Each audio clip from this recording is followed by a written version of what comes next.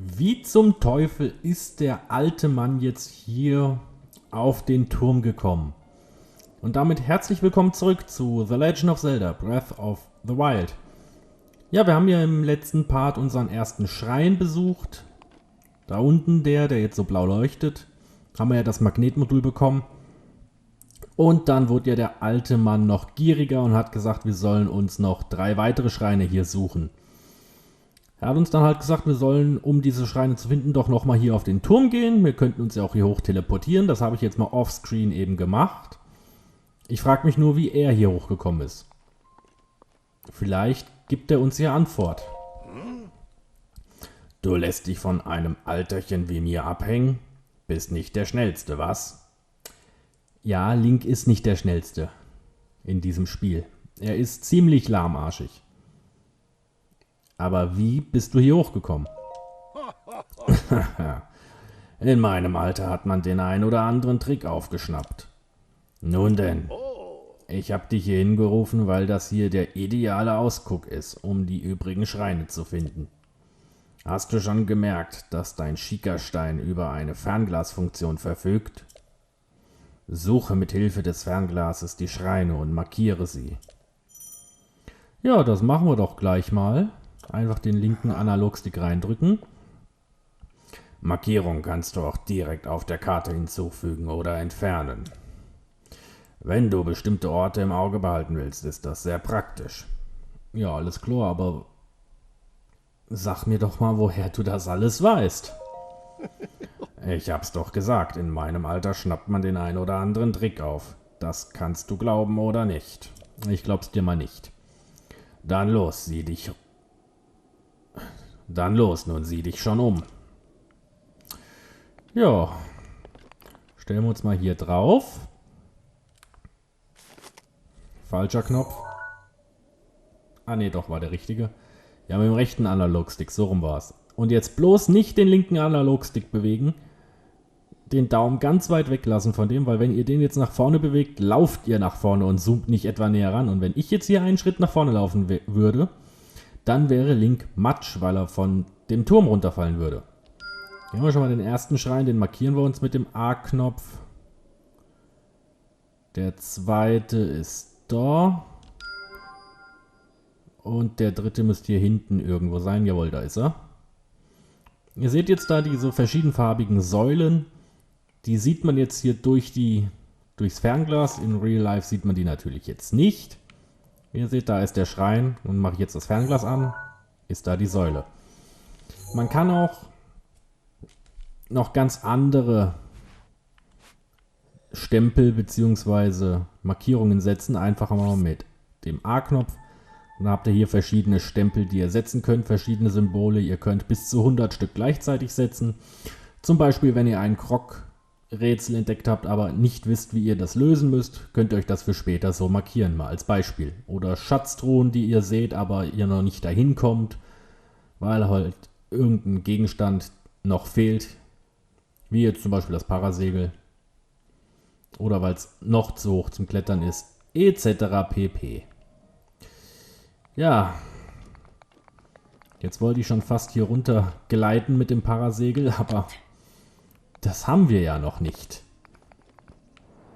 Also wieder das mühselige Hinunterspringen.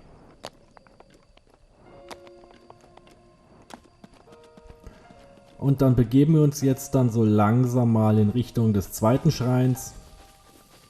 Mal gucken, was wir auf dem Weg dahin noch so alles einsammeln können. Habe ich eigentlich meine Waffe noch? Ja, ich habe mein Schwert noch.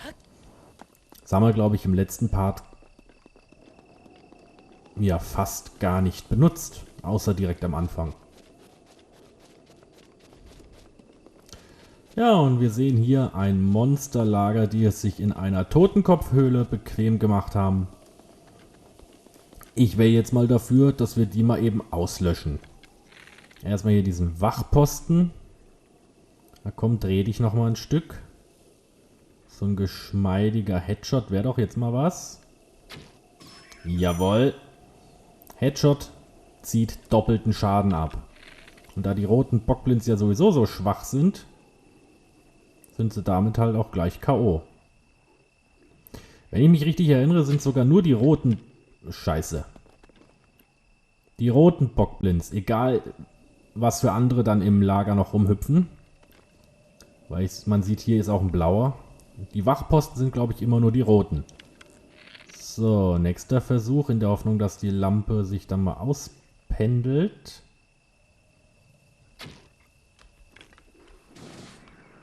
Na, Glück gehabt. Ich habe schon gedacht, jetzt kommt der Vorführeffekt. Aber einmal die sämtlichen Bockblins, mit Ausnahme halt hier vom blauen, abgefackelt. Oh, und da klauen wir uns doch gleich mal seine Waffe, wenn er da so liegt. Stachelbockstock.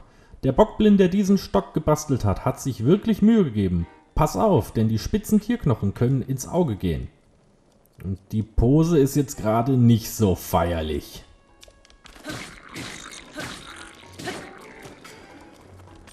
Stirb!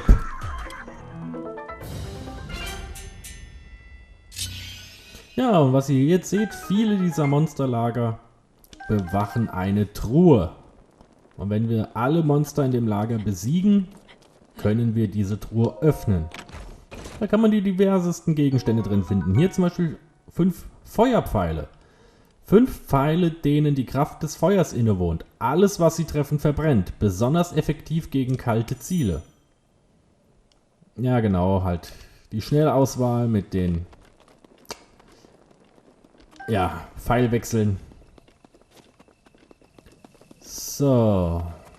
Was war das? Ah, auch nochmal 5 Pfeile. Ja, noch so ein Bockbogen brauche ich jetzt nicht unbedingt.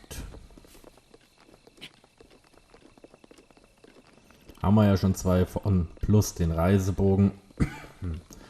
Soll fürs erste Mal reichen. Und dann gehen wir langsam mal in Richtung dieses Schreins.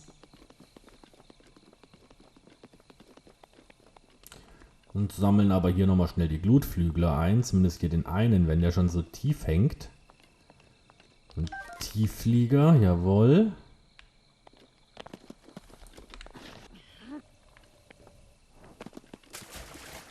Oh. Da ist eine Truhe. Und da habt ihr das jetzt gerade schon kurz gesehen. Das Amiibo-Symbol ist aktiv. Ich habe es jetzt einfach auch mal im Spiel angelassen, auch wenn ich es kaum benutzen werde.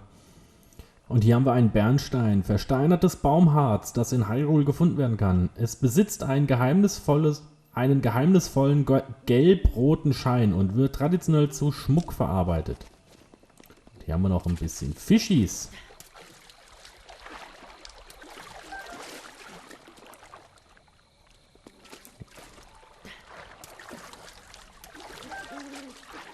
Räumen wir mal leer. Da, wo ist der dritte? Da. Naja, auch wenn ich nicht so der große Fischfreund bin. Link scheint es zu sein. Ah. Und willkommen bei den nervigsten Gegnern. Stahlbockblins. Wenn es Nacht wird, tauchen diese Nervensägen an den unterschiedlichsten Orten auf. Hinterlassen den üblichen Bockblind-Stuff, aber auch Knochen. Ein unheimlicher Knochen, der sich auch abgetrennt noch weiter bewegt. Hoffentlich hält er zumindest in deiner Tasche still. So alt, dass er schnell kaputt geht. Ja, kann man als Waffe benutzen, genau wie dieses Stöckchen hier. Bocklanze mit Stärke 2. Ein dicker Ast mit angespitztem Ende, nicht mehr. Bockblinds benutzen ihn, um Fleisch oder Fisch über dem Feuer zu rösten. Ja, und ihr seht schon, unsere Tasche ist voll. Wir haben das Maximum unseres Tragevolumens an Waffen erreicht. Kann man im Laufe des Spiels noch erweitern. Aber ich hätte die Lanze eh wieder weggeschmissen. Ja, die Schrauben wieder. Hatten wir ja vorhin schon. Und was zum Teufel?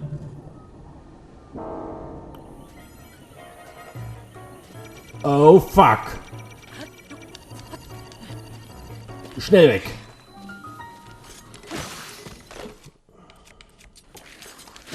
Ja, liebe Freunde. Das war unser erster Wächter. von denen wir uns noch fernhalten sollten. Und auch werden.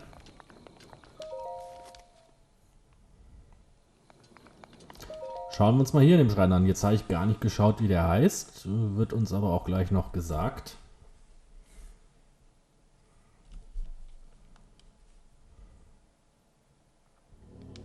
Wie gesagt, das skippe ich jetzt. Und wir sind im Yabashif-Schrein. Zerstörungskraft soll uns hier gelehrt werden.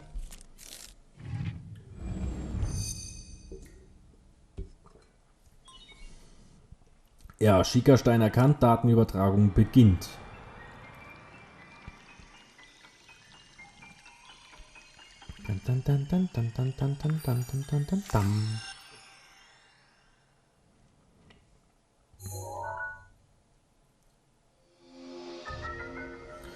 Ja, und wir kriegen hier unser Bombenmodul. Löst aus der Entfernung Explosionen aus. Die Explosionen fügen Feinden Schaden zu und zerstören Objekte. Verwende je nach Bedarf runde oder eckige Bomben. Da haben wir ein Modul mit zwei Eigenschaften. Runde und eckige Bomben. Und man muss dazu sagen, wir haben von Anfang an so viele Bomben zur Verfügung, wie wir wollen. Ja, das heißt, wir haben kein Limit. Ja, hier das Schnellwechselmenü für die Module. Selbsterklärend. Bombenmodul ist ja schon ausgewählt, weil wir es gerade erst bekommen haben. Ja, wir können so viele Bomben benutzen, wie wir wollen, aber nicht direkt hintereinander. Ihr seht hier diesen Ladebalken. Das Modul muss sich nach abgeworfener Bombe erst aufladen.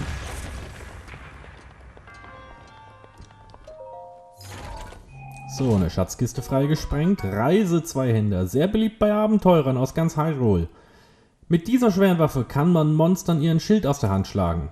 Und wir haben keinen Platz dafür, also müssen wir zu so einem frühen Zeitpunkt schon was wegschmeißen. Ach komm, schmeißen wir mal 2 von diesen Bockstücken weg. Zeige ich euch gleich mal, weil es heißt Zweihänder.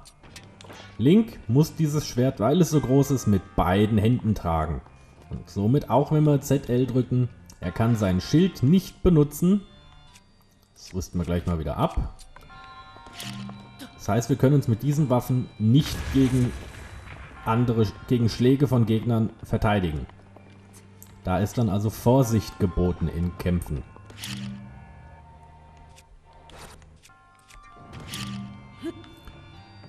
Epic Fail.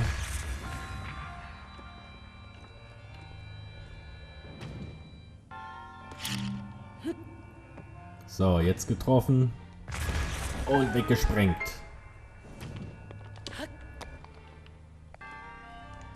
Tun wir gleich mal wieder die Runden ausrüsten. Die brauchen wir später wieder.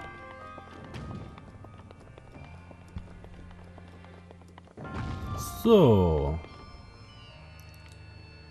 Ich habe es ja wie gesagt schon mal öfters wahrscheinlich schon gesagt. Ich habe schon ein paar Runs gespielt in diesem Spiel.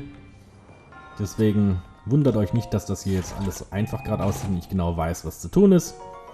Was ich aber immer noch nicht weiß, wofür ist in diesem Schrein diese Kugel, die hier als hin und her geschleudert wird. Wenn es einer von euch herausgefunden hat oder weiß, schreibt es doch gerne mal in die Kommentare. Ich konnte in den ganzen Jahren, wo ich das Spiel jetzt schon spiele, keine Antwort auf diese Frage finden. Was ich aber weiß, ist, dass wir jetzt hier eine Bombe dahin rollen lassen, sie darüber geschleudert wird und uns den Weg freisprengt. Ich wollte eigentlich rüber fliegen, aber da habe ich mich jetzt wohl festgefahren. Also läuft Link und schon ist dieser Schrein auch abgeschlossen.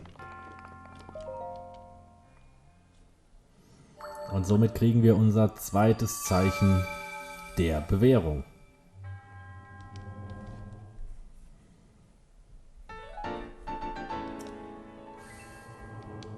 Also hier auch diesen Text da von den Mönchen, die überspringe ich, weil das ist... Jeder Mönch sagt das Gleiche. Und ich glaube, ihr seid auch nicht scharf drauf, wenn ich euch das 120 Mal vorlese in diesem Spiel.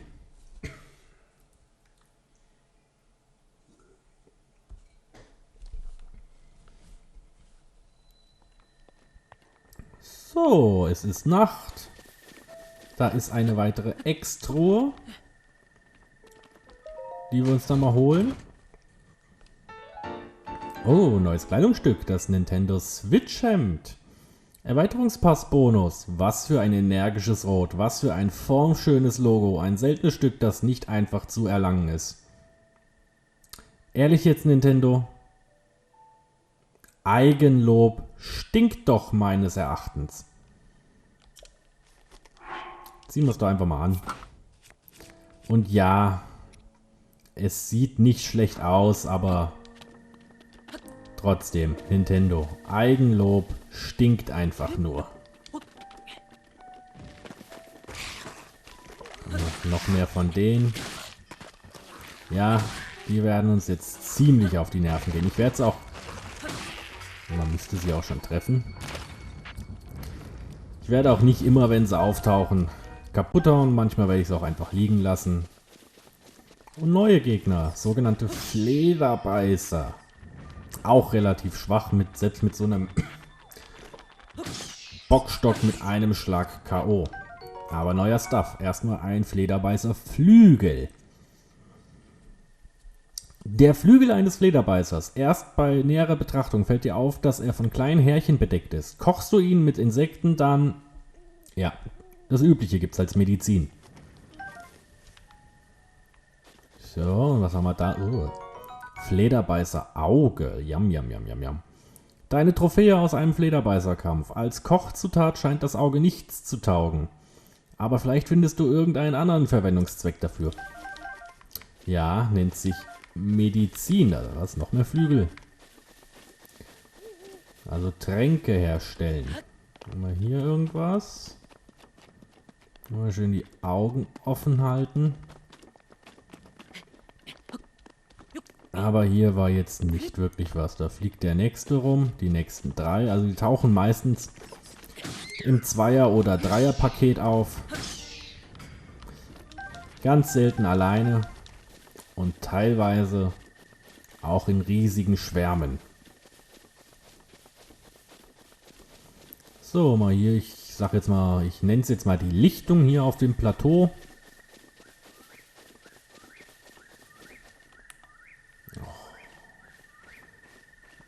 Schlafende Bockblins, ich könnte sie jetzt einfach kaputt hauen. Was mache ich mit dem hier jetzt auch mal? Und den anderen, den verarschen wir mal vielleicht.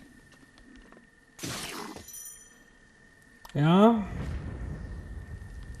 Doppelter Schaden auch, wenn man die Leute sozusagen überfällt, beziehungsweise angreift, ohne dass sie es merken.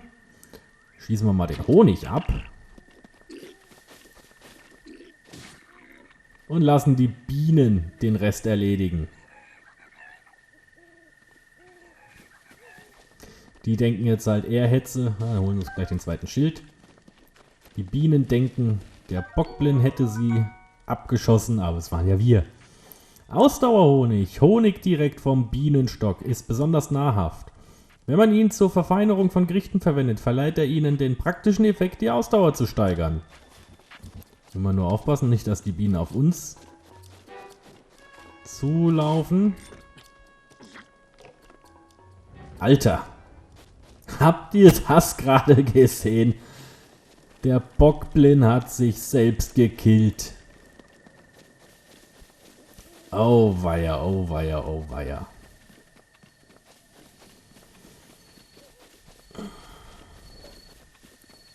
Und dann sollen nochmal Leute sagen, dass diese Viecher gar nicht so blöd sind, wie sie ausschauen. Mögen sie vielleicht recht haben, sie sind nämlich noch blöder, wie sie ausschauen. So, wir klettern einmal hier hoch. Eine neue Pilzart für uns. Und zwar der Spurtling. Dieser Pilz ist oft an schroffen und isolierten Orten wie Steilhängen oder Höhlendecken zu finden. Als Kochzutat erhöht er die Geschwindigkeit. Oh ja, das könnte Link teilweise wirklich gebrauchen. Da haben wir eine Hütte. Schauen wir uns gleich an.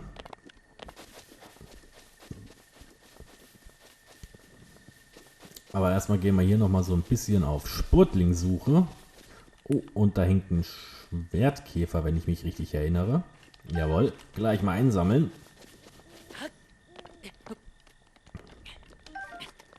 Noch Noch ein Spurtling. Noch ein Monsterlager. Ja, bevor ihr was sagt, ich weiß, unter mir hängen die nächsten Spurtlinge. Ich wollte erstmal nur den Wächter hier, also, ja, was heißt Wächter? Kann man jetzt falsch verstehen in dem Spiel, da ja die Roboter so heißen. Den Wachposten, so. Den wollte ich erstmal ausschalten. Damit er die Bastarde hier nicht rufen kann.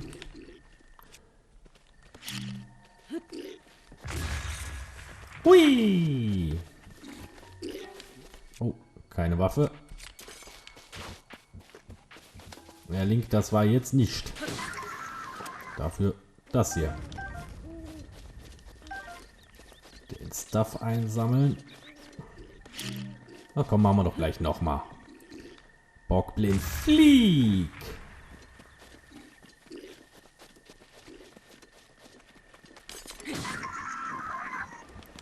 Brauchst dein Ding gar nicht anzünden.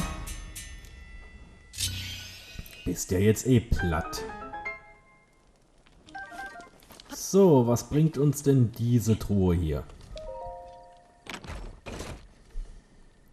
Ein Wurfspeer, eine besonders effiziente Wurfwaffe, lässt sich dank ihrer speziellen Gewichtung deutlich weiter werfen als gewöhnliche Lanzen. Ja, einstecken. Den ganzen Bockblind Rotz brauchen wir hier jetzt nicht.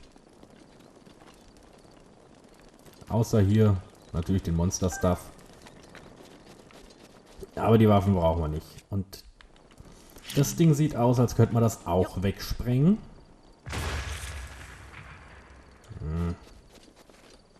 Noch mehr Honig. Ach komm. Genau falsch. Irgendwie spinnt gerade so ein bisschen mein Pro-Controller. Gut, hat aber auch schon etwas auf dem Buckel. Jawohl, so wollte ich das. Ich wollte ja nur die Bienen vertreiben. Und hier haben wir einen Ausdauerling, noch eine Pilzart.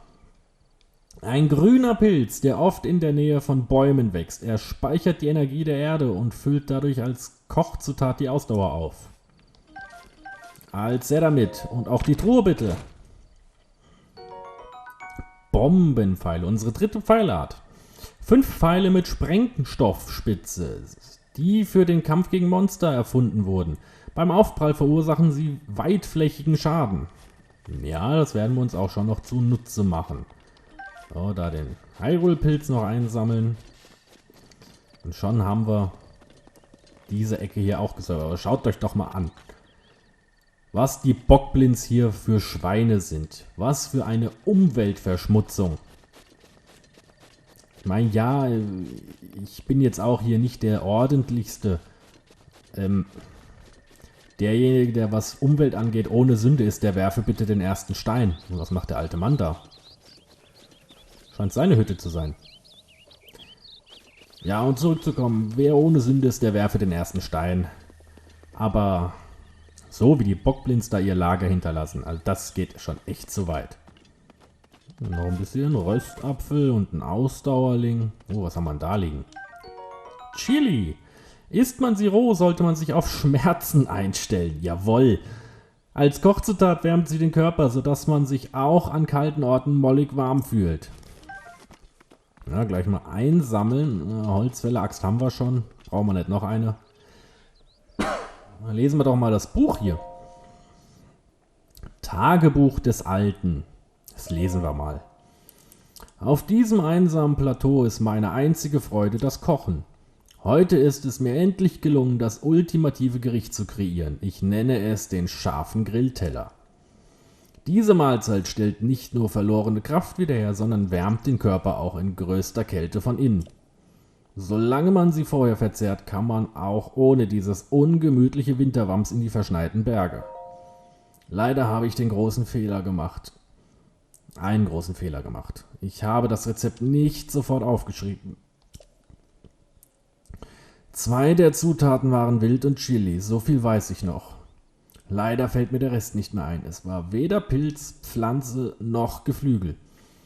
Ich werde wirklich langsam alt. Wenn doch nur jemand käme, der mir auf die Sprünge helfen könnte. Mir ist klar, dass auf diesem einsamen Plateau die Chancen auf ein zufälliges Treffen mit Hobbyköchen gering sind. Dabei würde ich für einen Hinweis zu den fehlenden Zutaten sogar mein Winterwams hergeben. Interessant. Ja. Ich sage euch schon mal eins. Ich weiß die fehlende Zutat und ihr, wenn ihr jetzt mal logisch nachdenkt, worauf ich so scharf war in den letzten Parts, was ich am meisten gesammelt habe, müsstet ihr auch drauf kommen. Wenn nicht, dann wartet einfach bis zum nächsten Part. Da kommt dann die Auflösung, weil dann werden wir für den alten Mann diesen Grillteller kochen, um das Winterwams zu bekommen. Und somit zeige ich euch dann auch gleich, wie das allgemein mit dem Kochen funktioniert. Bis dahin, noch einen schönen Tag euch. Ich würde mich freuen für einen Daumen nach oben. Und vor allem würde ich mich auch freuen, wenn ihr beim nächsten Mal wieder dabei seid, wenn es heißt The Legend of Zelda Breath of the Wild.